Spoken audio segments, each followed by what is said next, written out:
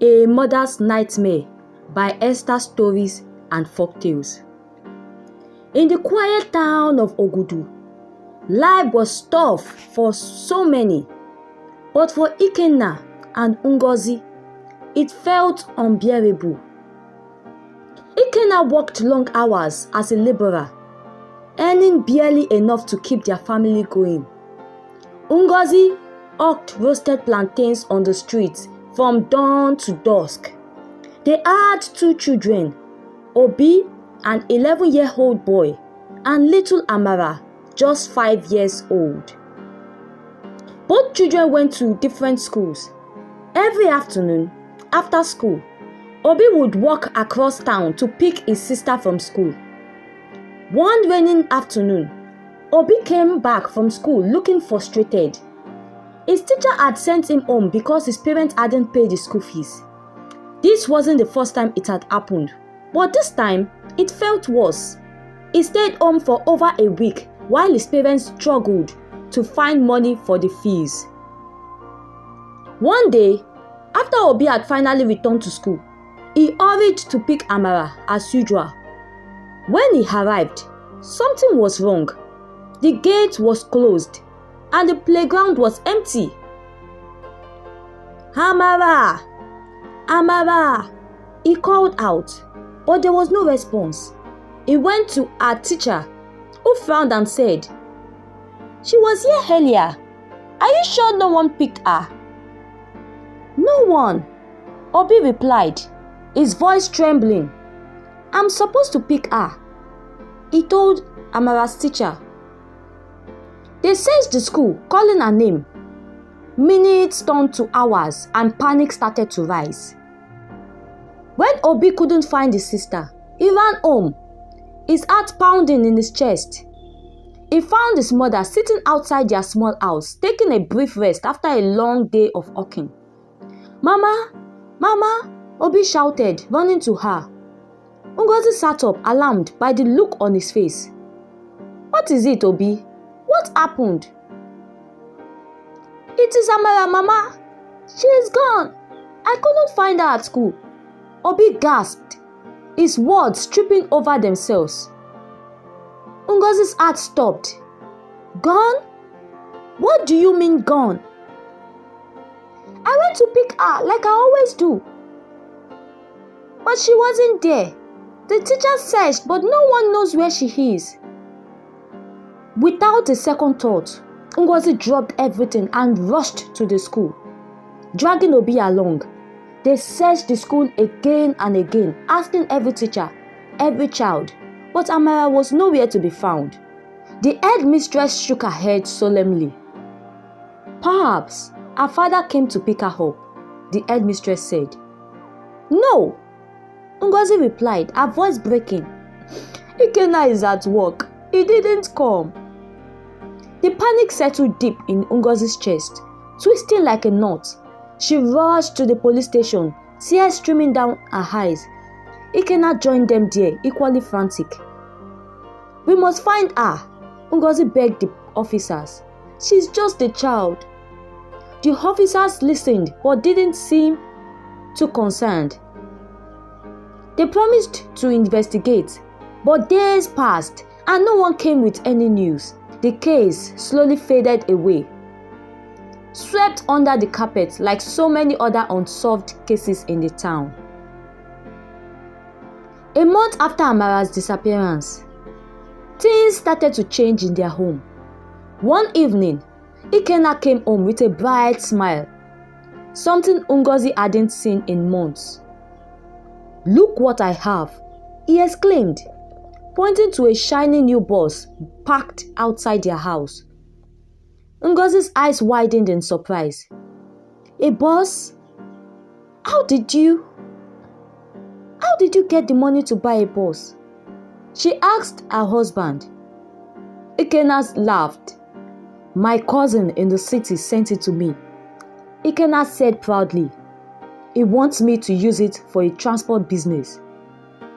Ngozi was stunned.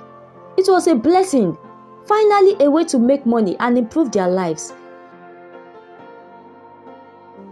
"That's amazing, Ikenna. We have to thank him properly, Ngozi told her husband. Ikenna shrugged, looking away. He's busy. You know how it is. He doesn't like disturbances. Ngozi nodded, although something felt off. Still, she was happy. For the first time in a long while, they could pay Obi's school fees without borrowing, and there was food on the table every day. But as time went on, the emptiness of Amara's absence gnawed at Ngozi. She often had dreams about her daughter, hearing her small voice calling out for help in the dreams. Amara would appear lost, looking for her mother, reaching out, but always disappearing before Ngozi could catch her. One night, after a particular vivid dream, Ngozi woke up in tears. Ikenna, lying beside her, stared but didn't wake. She stared at him in the darkness, a nagging thought creeping into her mind.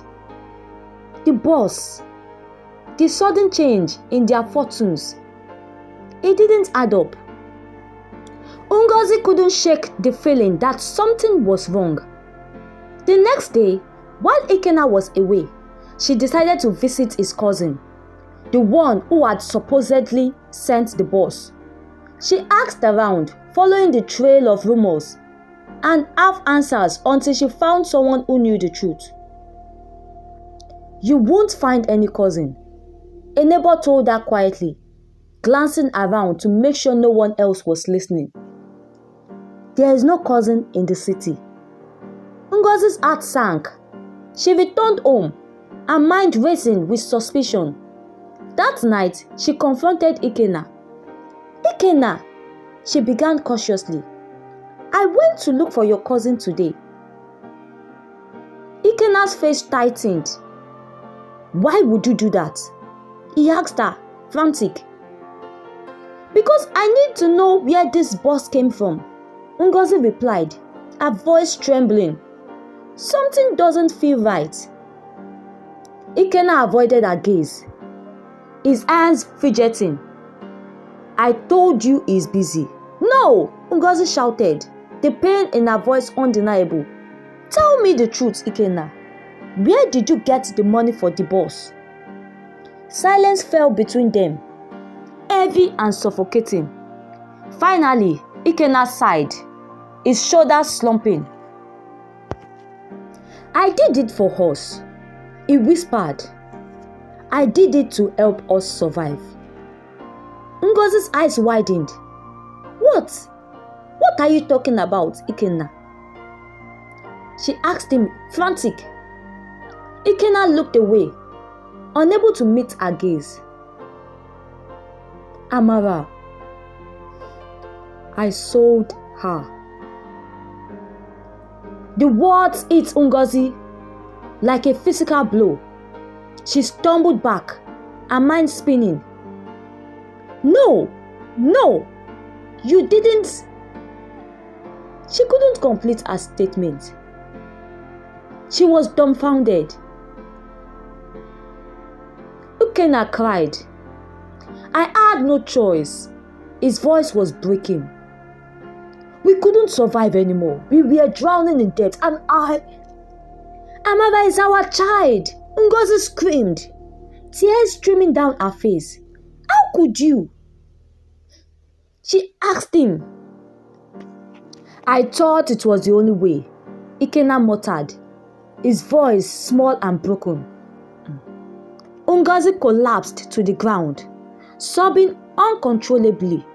Her daughter, her precious little girl, was gone because of the man she trusted, the man she loved.